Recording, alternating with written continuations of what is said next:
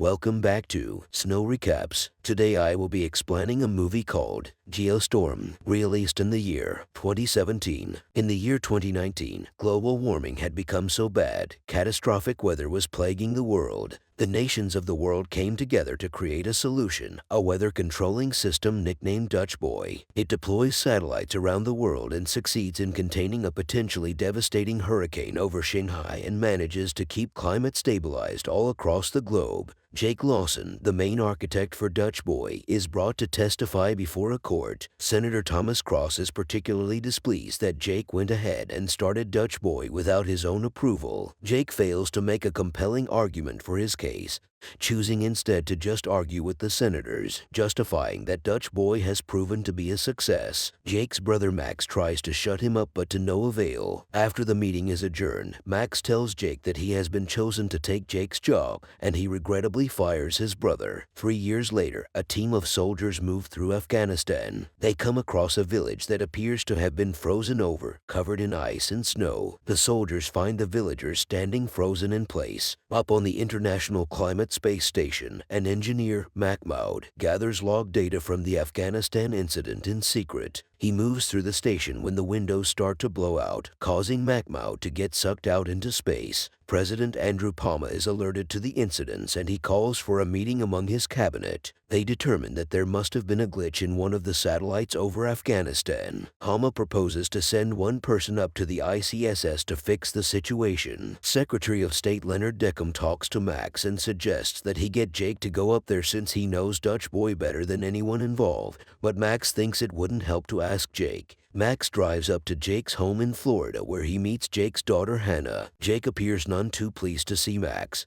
but Max pleads with his brother to help him investigate the Afghanistan incident, knowing that many lives could potentially be at risk. We move to Hong Kong where a heat wave has passed over the city. A man named Cheng Long, who heads Dutch Boy's Hong Kong department, is leaving a grocery store when he drops his carton of eggs. To his surprise, the eggs start frying on the street. Suddenly, the ground rumbles before gas mains start to burst underground and explode. Cheng races across the city as more mains start to blow, causing an earthquake that destroys part of the city. Cheng makes it to the middle of a bridge as he and other citizens look upon what remains of the city. Jake agrees to go up to the ICSS, even though he knows he will leave Hannah behind. She tearfully says farewell to him before staying with her mother. When Jake reaches the ICSS, he meets Ute Fassbinder, the station's commander, plus her crew, Duncan Taylor, Ray Dessette, Annie Adisa, and Al Hernandez. Together, they look into Hong Kong's satellite, but the robot arm holding it goes haywire, nearly killing everyone until it crashes, leaving the satellite destroyed with no data to work with. In Tokyo, an enormous hailstorm hits, bringing down hail big enough to destroy a bus. From Hong Kong,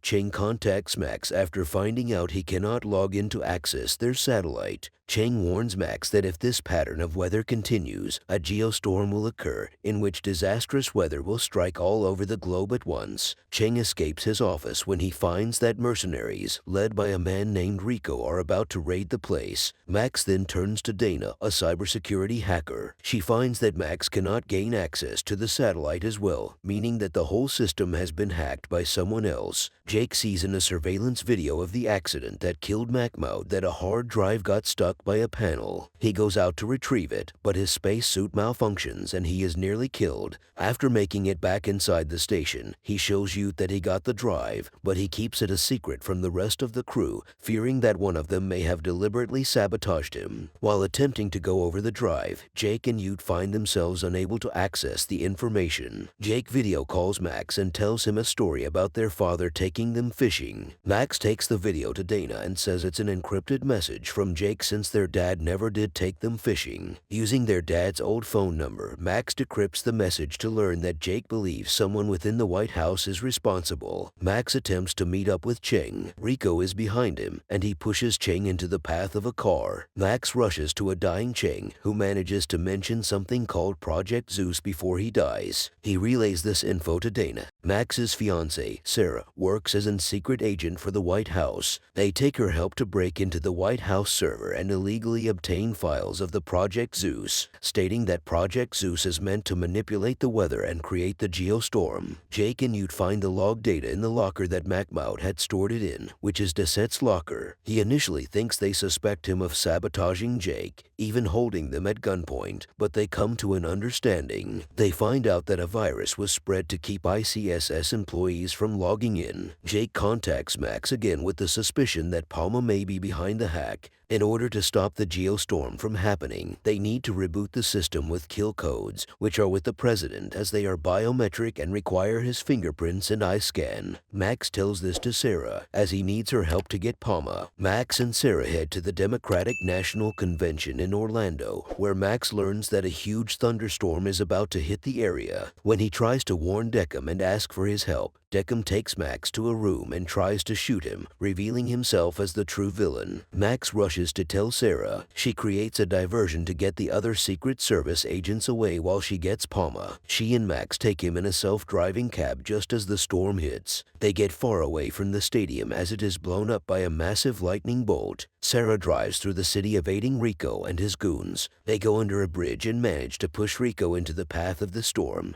causing a bolt to hit his car and blow him up. Deckham is ahead in the road and uses one of his goons to try and kill Max, Sarah, and Palma with an RPG. The car blows up, but they are not inside. Max and Sarah incapacitate the goon and hold Deckham until the police arrive to arrest him. Before he is taken away, Deckham says his plan was to take out America's enemies and leave the United States in charge of the world, with him as president. The virus starts to completely take over the station, causing its self-destruct sequence to go off. The satellites then go out of control, causing devastating weather to hit parts of the world, including a tsunami in Dubai, a heat wave in Moscow, and tornadoes in Mumbai. People are frozen in their tracks, burned alive, or sucked up. The geostorm then counts down to less than 90 minutes. Jake soon learns that Duncan is responsible for spreading the virus. Jake goes to beat the crap out of him and learns he did it because he was offered more than what he was paid up there. Duncan accidentally hits the windows with bullets before Jake gets out, just as the window blows out and sucks Duncan into space. Max and Sarah get Palma to send the kill codes. Jake contacts Max and says the kill codes will only stop the geostorm but not the self-destruct sequence. Jake prepares to die despite Max trying to find a way to help. The brothers acknowledge their love for each other. Jake rushes to take the kill codes to the main computer, with Ute staying behind to help him. Once they do so, they manage to stop the geostorm, bringing all the crazy weather to a halt. As the station continues to crumble, Jake and Ute find a nearby pod. The station is obliterated, leaving everyone thinking Jake is dead. Hannah watches at home with her mother and starts crying. Max is then alerted to a video from a nearby shuttle that the pod is signaling for help. The shuttle, flown by Hernandez, stops to grab the pod, saving Jake and Ute. They are brought back to Earth, with Max and Hannah both feeling relieved. 6 months later, Jake gets his old job back working on a new Dutch boy system. He, Max, and Hannah are shown trying to fish since they never did as kids, but they decide it's too boring. We then hear Hannah's voiceover saying that while we cannot change the past, we can only hope to make the future better.